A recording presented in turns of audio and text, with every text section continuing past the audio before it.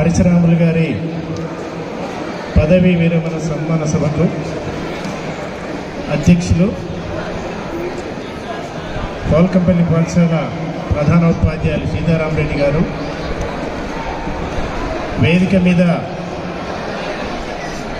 రాష్ట్ర నాయకులు, టీఎస్యూటీఎఫ్ రాష్ట్ర నాయకులు, రాష్ట్ర ప్రధాన, చాలామంది వేదిక మీద రాజకీయ పార్టీల నాయకులు ఉన్నారు, ఉపాధ్యాయ సంఘాల నాయకులు ఉన్నారు.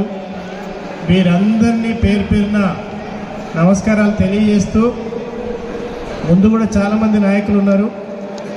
అట్లాగే ఈ కార్యక్రమానికి కేంద్ర బిందువైనటువంటి మిత్రుడు పరశురాములు గారు, వారి సతీమణి గారు.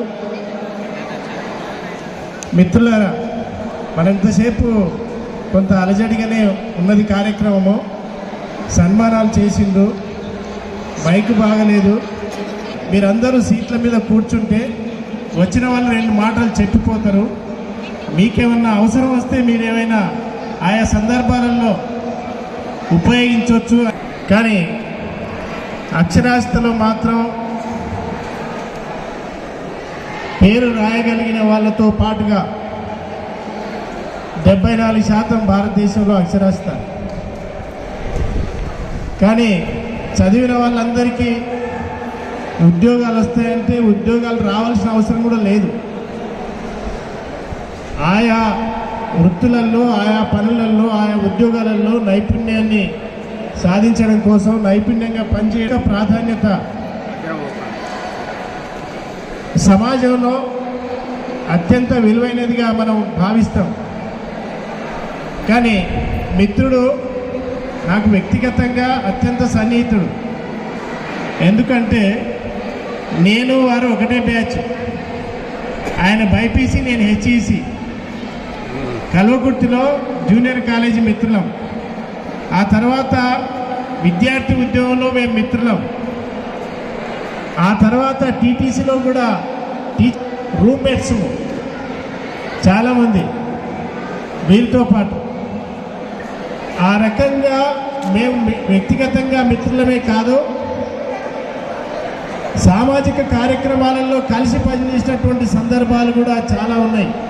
ఆయన ఒక ఉపాధ్యాయుడే కాదు, ప్రభుత్వ పాఠశాలలో నిజాయితీగా పనిచేస్తూనే తను ఇతర సామాజిక కార్యక్రమాలలో పాల్గొని ప్రజలకు అవసరమైనటువంటి కోరికలు తీర్చడంలో కూడా వారు ఉద్యమాలకు సహకరించినటువంటి సందర్భాలు చాలా ఉన్నాయి. వారి జీవితకాలం అంతా కూడా వారు ఆ పని చేసిండ్రు.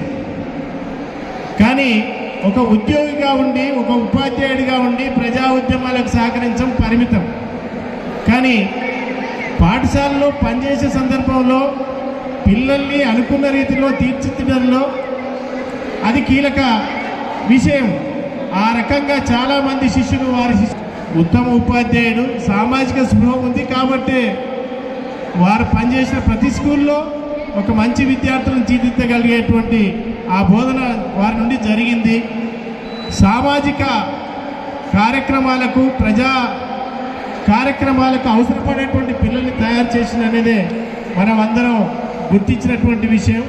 అందుకే ఈరోజు చాలామంది పిల్లలు ఉంటారు, టీచర్లు ఉంటారు ఈ రిటైర్మెంట్ కార్యక్రమంలో.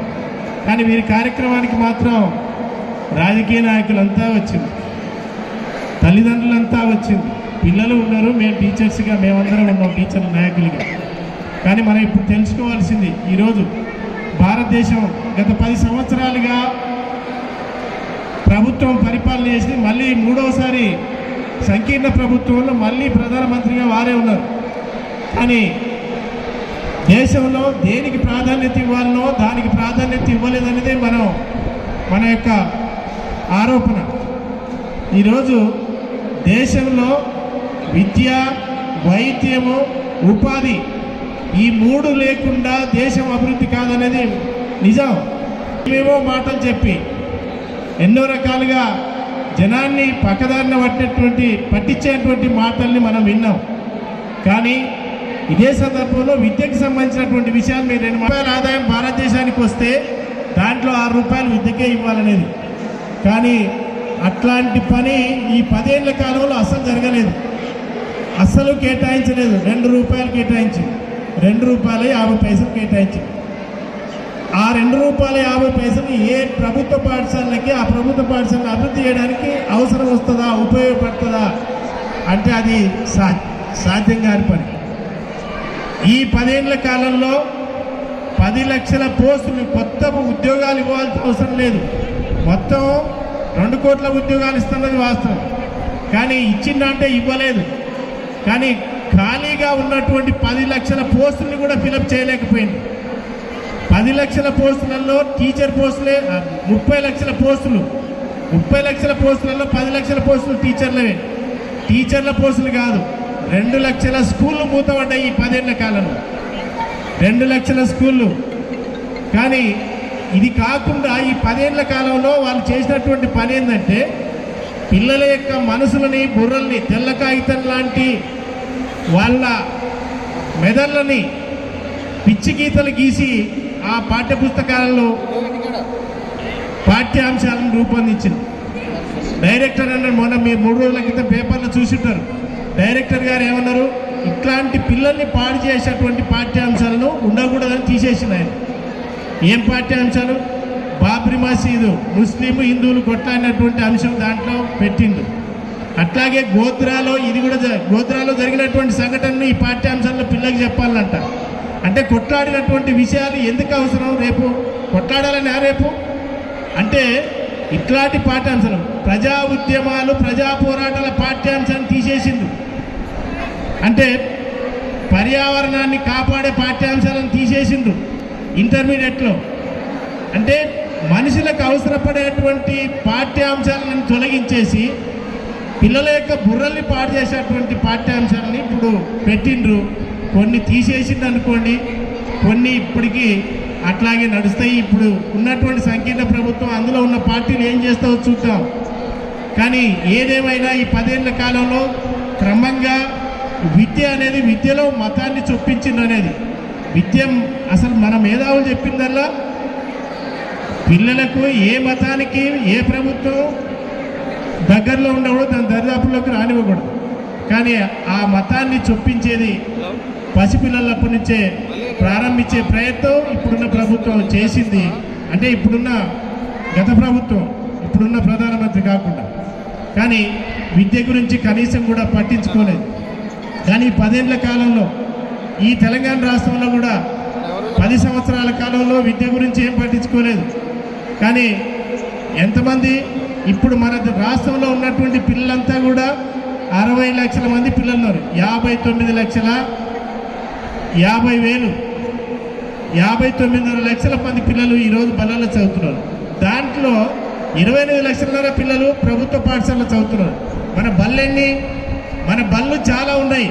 30,300 స్కూళ్ళు ఉన్నాయి మన తెలంగాణ రాష్ట్రంలో. కానీ ఆ ప్రైవేట్ స్కూల్ ఎన్ని ఉన్నాయి? 10,600 స్కూళ్ళు ఉన్నాయి. అందులోనేమో 31 లక్షల మంది పిల్లలు చదువుతున్నారు. ప్రభుత్వం డబ్బు ఖర్చు పెట్టి పేద పిల్లలకు కానీ కలిసి చదువుకోవాలనే బడిలో మాత్రం పిల్లలు చాలా తక్కువ ఉన్నారు. ఈ పిల్లల్ని మన బళ్ళల్లో చేర్పించడానికి మనం చేసే ప్రయత్నం. టీచర్లు కూడా ఈరోజు 22,000 పోస్టులు ఖాళీలు ఉన్నాయి. మళ్ళీ తెలుగు ఇంగ్లీష్ మీడియాన్ని ప్రారంభించిండ్రు. ఇవన్నీ ఏవి కూడా 10 ఏళ్ల కాలంలో రాను 11% పైగా బడ్జెట్ కేటాయిస్తే 30% కేటాయించాలని కొట్టారు చెప్పిండు. కానీ 11% తెలంగాణ వచ్చినాడు కేటాయించిన విద్యకు బడ్జెట్. కానీ ఇప్పుడు ఎంత కేటాయిస్తున్నారు? ఇప్పుడు కేవలం 7.6%. అంటే క్రమంగా కనీసం అంటే చివరిలో ఉంది. ఢిల్లీ ప్రభుత్వం 24.4% ఢిల్లీ ప్రభుత్వం విద్య కేటాయిస్తే మన తెలంగాణ ప్రభుత్వం కేవలం 6% కేటాయించింది. 6-7%. కాబట్టి ఇక్కడ నేను ఎందుకు ఈ విషయాలు చెప్తున్నానంటే, ఇక్కడ తల్లిదండ్రులు ఉన్నారు కాబట్టి, నాయకులు ఉన్నారు కాబట్టి ఈరోజు తెలంగాణ రాష్ట్రంలో బళ్ళ రీతిలో లేవు ప్రభుత్వ బళ్ళు. దీన్ని పట్టించుకునే వాళ్ళు ఎవరంటే, దీనికి యజమాని ఎవరంటే ప్రభుత్వం పట్టించుకోవాలి. లేదు అని అంటే తల్లిదండ్రులు పట్టించుకోవాలి. తల్లిదండ్రులు పట్టించుకోరు, ప్రభుత్వం పట్టించుకోదు. కానీ ఊర్లో బడి లేకుండా పోతుంది. మీరు ఇప్పుడు 30,000 స్కూల్ అని చెప్పిన నేను కానీ 12,000 స్కూళ్ళు మూతపడిపోతున్నాయి. అది మీకు అవసరమా కాదా అని మీరు ఆలోచించాలి. కానీ మీ ఊర్లలో ఉన్నటువంటి బళ్ళలో పిల్లలు తగ్గుతున్నారు, ఎందుకు తగ్గుతున్నారు అనేది ఆలోచన చేయాలి. అవన్నీ విషయాలు ఆలోచన చేయకుండా ప్రభుత్వ బళ్ళను బ్రతికించలేము.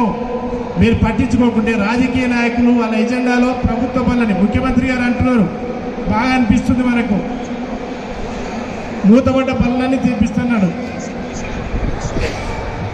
మండల కేంద్రాల్లో ఇంటర్నేషనల్ స్కూళ్ళు నిర్మిస్తానన్నాడు. అట్లాగే మండల కేంద్రాల్లో స్కిల్ యూనివర్సిటీలు పెడతానంటున్నాడు. బాగుంది, కానీ ఉన్న బళ్ళను చాలా బాగున్నాయి బిల్డింగ్స్. ఆ బళ్ళను బాగు చేస్తే ఈ పిల్లలంతా కూడా చదువులు అవుతారు, ఈ దేశం అభివృద్ధి చెందుతుంది, రాష్ట్రం అభివృద్ధి చెందుతుంది. కానీ ఈ బళ్ళ గురించి పట్టించుకోకుండా, కానీ పిల్లలు ఉన్న దగ్గర టీచర్లు లేరు, టీచర్లు ఉన్న దగ్గర పిల్లలు లేరు. ఇప్పుడు హై స్కూళ్ళు 34 స్కూళ్ళల్లో పిల్లలు లేరు, కానీ 9 మంది టీచర్లు ఉన్నారు. 13 స్కూళ్ళల్లో 10 మంది లోపల ఉన్నారు. తెలంగాణ రాష్ట్రంలో మొత్తం చూస్తే హై స్కూళ్ళల్లో నేను చెప్పేది 13 స్కూళ్ళల్లో 10 మంది పిల్లల కంటే తక్కువ, కానీ పంతులు కూడా అంతే మంది ఉన్నారు. అంటే దీనికి అంతటికి కారణం ఏంటి అనేది మనం ఆలోచన చేయాలి. ఈ బళ్ళను బాగు చేసుకునే దాంట్లో మీరందరూ కూడా, మేము ఎంతసేపు మొత్తుకున్నా మా శక్తి తక్కువ. టీచర్ల సంఘాలుగా మా శక్తి చిన్నది. ప్రభుత్వాలకు వ్యతిరేకంగా పోరాడినా కూడా మా బలం సరిపోదు. కాబట్టి మేము ప్రభుత్వం కలిస్తే తప్ప ఈ ప్రభుత్వ బళ్ళు బాగుపడలేవు. అందుకోసం మీరందరూ కూడా ప్రభుత్వ బలను పట్టించుకోవాలని మా టీఎస్యూటీఎఫ్ రాష్ట్ర సంఘం మిమ్మల్ని అందరినీ ఈ సందర్భంగా కోరుతూ, కానీ ఏదేమైనా 10 ఏళ్ళుగా ఏవైతున్నాయో ప్రమోషన్లు దాదాపు 15-20 పోస్టులు ప్రమోషన్లు వస్తున్నాయి. కానీ ఈ ప్రమోషన్లు ఇంతకాలం ఆగడానికి కారణం ఏంటి? ఆగడానికి ప్రధానంగా ప్రభుత్వాలే. ముఖ్యంగా ఉన్నటువంటి ఇబ్బందులు, కామన్ సర్వీస్ రూల్స్ కావచ్చు, ఈ విద్యా వ్యవస్థకు ఇబ్బందుల్లో ఉండడానికి, తర్వాత పండిట్స్ పీటీల యొక్క సమస్య, ఆ తర్వాత నిలమని వచ్చినటువంటి టెట్ సమస్య, ఇవన్నీ ప్రధానంగా సమస్యలుగా మనకు విద్యా వ్యవస్థకు ఇబ్బందికరంగా మారినాయి.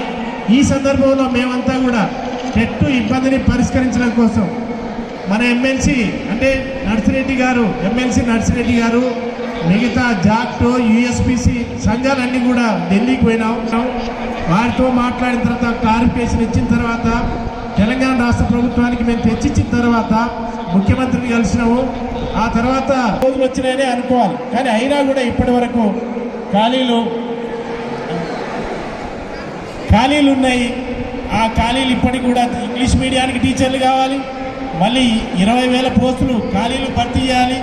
ఇవన్నీ చేయడం కోసం మనం అందరం పూనుకోవాలి. సమాజం యొక్క సహకారం కావాలి. ప్రభుత్వం చిత్తశుద్ధి అవసరం ఉంది. ముఖ్యమంత్రి గారు అన్నటువంటి మాటలు నిలబెట్టుకుంటే ఈరోజు ప్రభుత్వ బళ్ళు 3 పూలు 6 కాయలుగా పేద పిల్లలకు ఒక నాణ్యమైన చదువు వచ్చేటందుకు అవకాశాలు ఉంటాయని తెలియజేస్తూ, ఈ అవకాశం ఇచ్చిన మీ అందరికీ ధన్యవాదాలు తెలియజేస్తూ సెలవు మిత్రులు.